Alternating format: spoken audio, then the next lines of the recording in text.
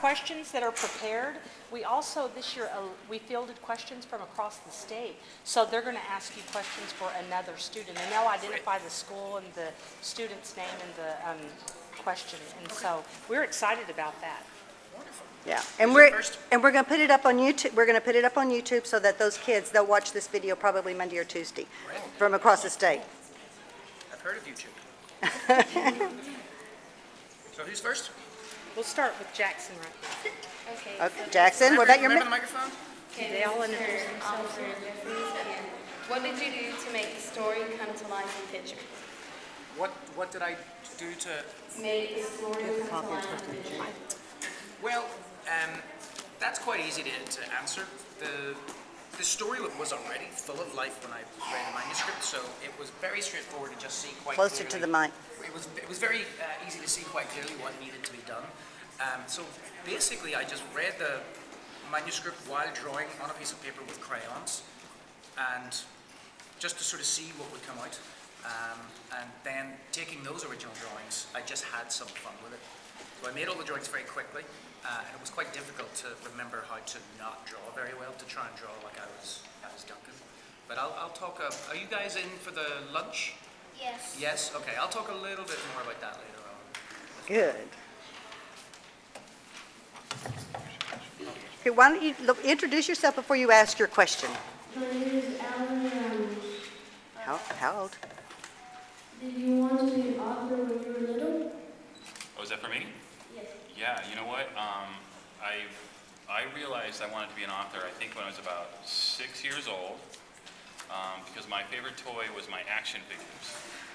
And I like to make little stories out of them, and I was really big onto that, and sometimes I would borrow my sister's old Barbies, but they were bigger than my action figures. So they were like the monster women. So I had my, Luke Skywalker and G.I. Joe against monster woman with no clothes on. So that's actually where I began wanting to be a storyteller. Yeah. Okay. How did you What? make No, we'll do that in round 2, right? That'll be the next one. Okay, go ahead and let's practice this too. Tell them, you can read it. Hi, my name is Angelique. This is for Mr. Oliver. How did you begin your career? How did I begin my career as an illustrator? Well, I never, let me see, let's quick show of hands here. Who here likes to draw pictures? So, that was the same with me. I always loved drawing pictures, so I suppose I started my career when I was about 2 or 3 years old. And I just started drawing, and I never stopped. I just kept going. I just kept drawing pictures and practicing and telling stories, and that's just how it went. I think I got my first book published 10 years ago when I thought I had an idea for a story that was good enough to make it into a book. And I sent it off to different publishers all over the world, some in New York, some in London. And enough people agreed that they liked the story and they wanted to publish it. And so that's technically when I began my career as an illustrator. But around that time, I was also drawing pictures for other people, for things like magazines and for newspapers. You know the way sometimes you see in a magazine or in a newspaper a story that's illustrated? That's when I was just fresh out of art school. That's how I made some money, getting people to pay me to draw pictures for articles. So those two things combined was how I just got started. Daywalt. This is for Mr. Daywalt. Are you considering writing a part 2 for the book? Well, that's an excellent question, actually. No. No. Not only did I consider it, actually, when we first did the first book, neither of us wanted to really do a sequel, but we came up with a really fun idea for a sequel. And then I wrote it, and then Oliver worked with me on it, and then he drew and painted all the pictures, and it's coming out in August. Can we talk about that, I think? Yeah, it's on Amazon. She says yes. Okay. Who says yes? Where? Someone from publishing world says yes, so we have permission to talk about it. Our publicist hates me. Yeah, so it's coming out in August. It's different crayons this time, though. It's called The Day the Crayons Came Back. No, Came Home. Came home. Yeah. Came Home. It was originally going to be called The Day the Yeah, Crayons we Came had a Back. couple different titles, but it's The Day the Crayons Came Home, and it's a whole new different bunch of crayons.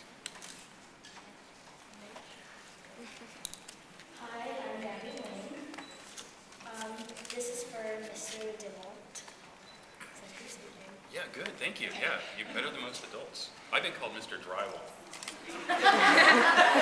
It's a very old family name. Oh, that's gonna stick now. Yeah. Do you do anything special to get yourself motivated to write? We want those, yes, we're gonna give them to him. Yes, I call Oliver and ask him what he can draw. What can I do a story about? Socks. Socks.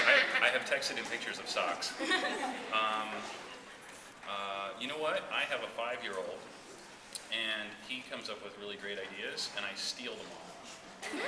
And he says, Dad, that's not fair. You're stealing all my stories. And I say, that's paying for your college. You're getting it back. So you're just borrowing them, really? I'm borrowing. He can have them all back. But yeah, my son, once he said, I wish I was a drinking fountain. And I was like, why? And he's like, because I'd squirt all the mean kids in the face. And I went, that's a book. With no concern for his welfare or why he wanted to pick on mean kids, but I was going to write the book. Hi, my name is Hermione Milva. I would like to ask you a question.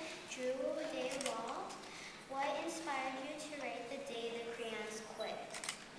I was sitting at my desk, looking at all my boring grown-up stuff on my boring grown-up desk with a boring computer, a boring stapler, and I was thinking, I really need to write a book for kids. And I was like, I don't know what to write about. Guess what I saw sitting on my desk? A box of crayons, and I was a grown-up. And I thought, everybody likes crayons. So that's what I did. I wrote about the crayons. And aren't you glad I didn't write about a stapler? Wait a minute. This is for Mr. Oliver. Do you remember the first drawing you ever drew? The first drawing? That's a good one.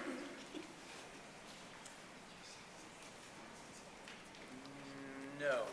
But I do remember the first drawing that I drew well, and that people really liked, was... Microphone. It was a drawing of, there's a character called Dennis the Menace in UK comic books. And I remember, I must have been maybe 3 or 4, and I drew his knobbly knees.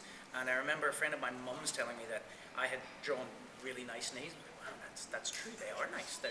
These are some really good knees. And then that was the first, I remember that's the first drawing I was ever complimented on. But I remember I used to draw a lot of whales. Huge big whales, because I realized that I could make a house, just a normal size looking house, and then if I were to draw a really big whale beside it, suddenly it was a very interesting drawing. So I used to draw lots of big waves and crashing away, tiny houses and lots of whales. My dad called it my whale period. Hello, my name is Amaya Sparza. This question is for Mr. Drew Daywalt. What type of feeling did you anticipate your audience having while reading the book? Oh, wow, these are good questions. This is deep. So what feeling, like you guys, like what did I want you to feel when I wrote the book? All of them, all the feelings. One of the things I want to do is give voices that were different. One of the things that I do, aside from writing books, is I write cartoons and movies.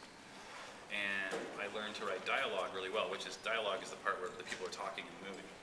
And I knew I had to play on my strengths as a writer, so I thought, I'm going to go through the whole rainbow of emotions and then give each of the colors an emotion. So I wanted you to sort of be sad for white and maybe a little depressed for beige and really embarrassed for peach, and then like indignant for black because it only got the outline thing. So I wanted to have a whole rainbow of feelings. But most importantly, I wanted everyone to have empathy. You guys know empathy? That's where you feel what other people feel. I wanted everybody to have empathy for Duncan and understand how he was feeling. Sort of think about how he solved his problem. But yeah, good question. Hi, my name is Bill Flores. This is for Mr. Daywalt. What was your reaction when your book was first listed on the NY Times bestseller list? I called Oliver actually. I said, "Oh my gosh, this is amazing!" It was one of those like Christmas morning crazy jump up and down moments for me. It was actually one of the greatest victories in my life.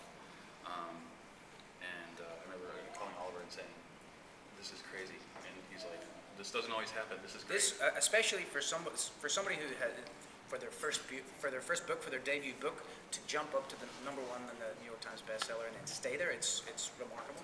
So yeah, it's been brilliant for both of us. Yeah, and I keep telling him, I'm writing your coattails, and I have a little bit of guilt about that, but, because he's been doing this for 10 years.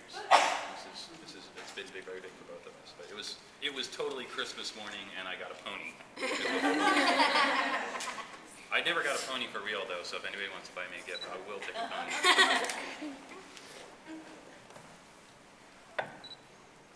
Hi, I'm Daniel Andrade, and this is for both of you. Which one of the crayons in the book is most like you and why? I would say green crayon is most like me, not just because of the Irish thing, but because I feel like I'm constantly settling arguments between my siblings. And I also really like drawing crocodiles. I have done about 51 school visits, and I've never been asked that question, so you just stumped me. You have to give me a few seconds. Go with stripe, that's Striped? yeah. The striped? Yeah. We gotta do a plaid crayon at some point. Blue. I would say blue, because I like blue. I love my work. I think it's amazing, and it's a privilege to be oceans, rivers, raindrops, and rain clouds. And you're also really short. And I'm short. I'm a small person. Did you guys know I was the smallest, shortest kid in my class at your age? Yeah, things change along the way. No, but I love my work, but I'm also exhausted most of the time. So what I liked about the blue crayon was that he loved what he was doing, but he was just so tired. He just needed a break. So half the time you see me, I'll be falling over like that. But I am very happy with my work. Okay, this is for Mr. Drew Daywalt. How many books total have you written? 1. 2, technically. 2.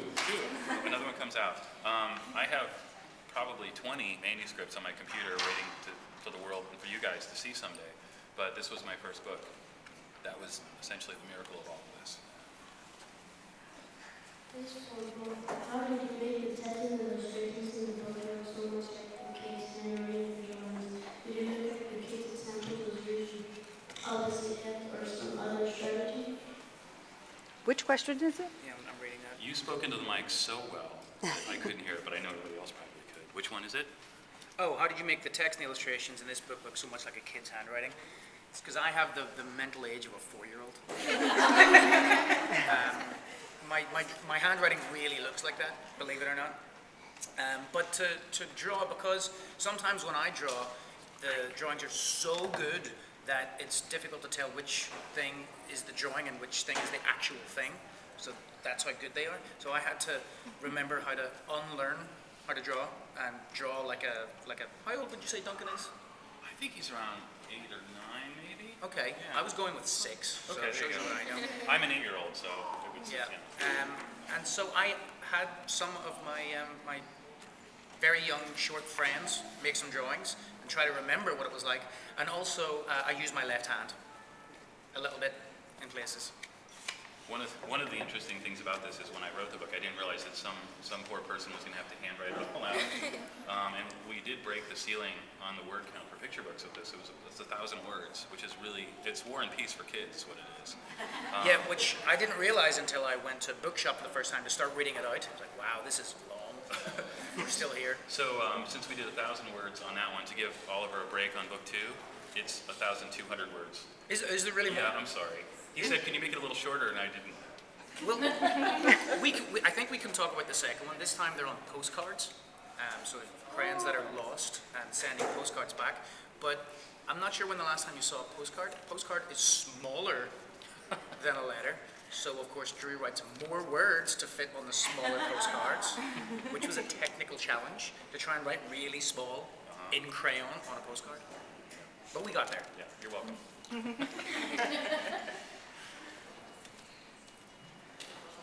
This is for both of you. How did you come up with the story of Happily Each Other? How do we come up with the story and how do we... Like work together? Oh, that's a Collaborate. That's a good question actually. Well, Because for the first one, Drew came up with that on his own, and it was pretty much a finished manuscript when I saw it, so I just had to bring it to life and made a few suggestions here and there.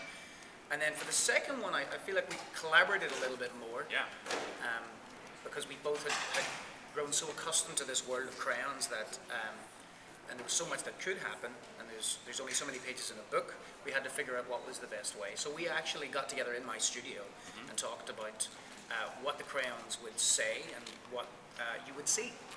So as often as possible when I'm making books, I like to have the words and the pictures doing something very different, which is not the case with the first book, because they're letters of protest and you see them sitting there and then you see what they're drawing on the right. So it's the first time I've ever made a book where the words and the pictures are kind of doing the same thing. But for the second one, and now I realize because there was more words in it, that we had to work a little bit to try and take some of the words out of the postcards so that you could let some of the illustrations do the talking. yeah. So that was fun. We sort of sat around in my studio with a sketchbook and just try to make each other laugh. That was fun. That was fun.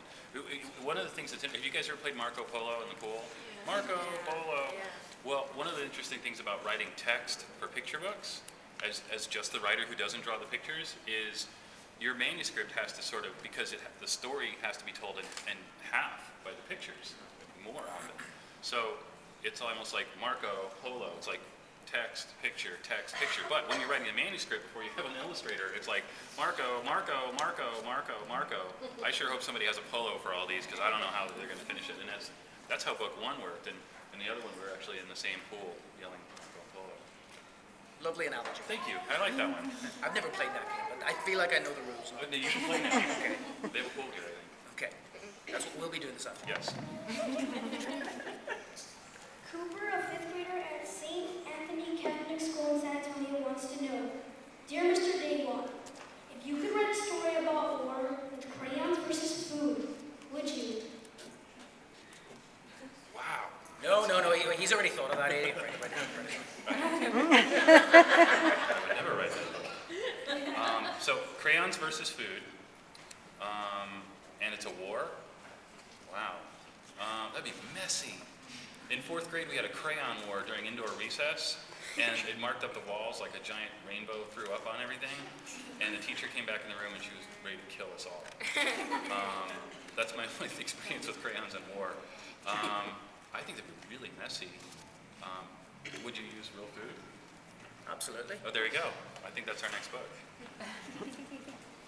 What is your favorite book and author?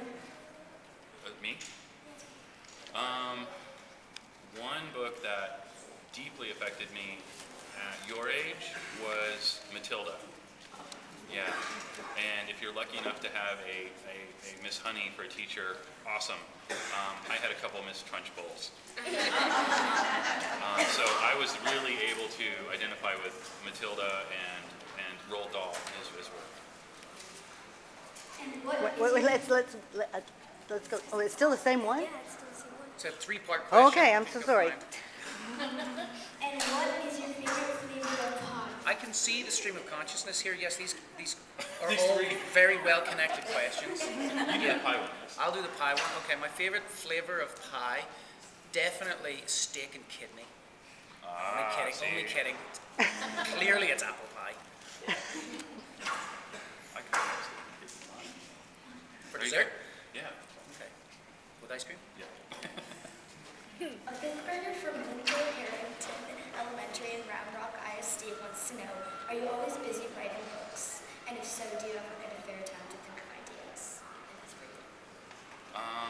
Okay, I do two things. One, I'm a stay-at-home dad, so I have a 5-year-old and 11-year-old. So I do that mostly, and then if I'm not too tired and passed out by 9 o'clock at night, then I get writing done. So I don't get to write as much as I want, but I get to be a dad, which is kind of my favorite job. This is for all the surfers. How were you selected to illustrate the day of Crayons Quit? I was the editor who sent the manuscript to thought of me for the book. He thought that my style of drawing and sense of humor would be perfect for it. And I'll also talk about more about that at the lunch. This is for Drew Daywalt. Will you write a scary children's book in the future? Somebody's been Googling me, hasn't they? One of my other jobs is I do write monster movies for the Sci-Fi Channel sometimes and horror films. And when kids Google me, they don't get all crayons. Sometimes there's a zombie or a skeleton or a ghost. I have been approached to do some scary books, but I kind of have made a decision. I don't know how long I'll stay with it, but I like to make you guys laugh and feel good. And I save my scares for the teenagers who deserve it. Yeah, so I will probably keep the two separate. Yeah. This question is for Mr. Oliver Jeffers. How many books have you written or illustrated? I believe the day the crayons came home will be number 14. Will be my 14th book that I've written or illustrated. So I have, there's, I believe, let me see, 11, maybe more actually. There's 11 picture books, and then I have illustrated some chapter books for authors such as John Boyne. Has anybody ever heard of John Boyne? No? Okay. Maybe he's a little too old for you guys. And also David Almond, who also might be a little older. And then with Drew, so I think it comes up to about 14. I've been doing it for 10 years. Yeah, you've been busy, John. Yeah. Okay, this is for Mr. Daywalt. Which Disney movie is your favorite that you have worked on? Oh, okay. Well, I haven't worked on any Disney movies, but I wrote for Disney TV for a long time. And there were two shows that I worked on for Disney that I loved. One was Timon and Pumbaa. They had their own show on Disney Channel. I think they're in reruns now. And the other one was Buzz Lightyear. You guys probably don't know who that is, right? Yeah, the Buzz Lightyear. Yeah, Buzz Lightyear had his own TV show. It was Buzz Lightyear of Star Command. My favorite was definitely Timon and Pumbaa because getting to write for those voices that everybody knows, it was a challenge, but it was also really fun to get into the world of Timon and Pumbaa every week and write episodes. So that was absolutely my favorite Disney project.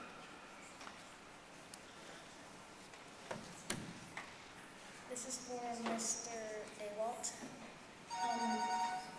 Who or what inspired you to become an author? What inspired me to become an author? That's my agent. Can you guys hold on a second? That's really loud. I'm just glad it wasn't mine. I know, I was going to turn around. Because it normally is. What inspired me to become an author? You know what? When I was your age, and it goes back that far, my favorite things at the time were Star Wars, which is getting cool again, which is kind of nice. And have you guys heard of Tolkien? Lord of the Rings and The Hobbit, those books? Okay. And Roald Dahl. I would read those, and I liked that they were a world builder. You guys know what a world builder is?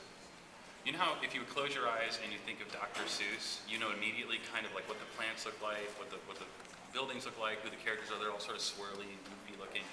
That's a world builder. Star Wars, George Lucas, who made those movies, was a world builder.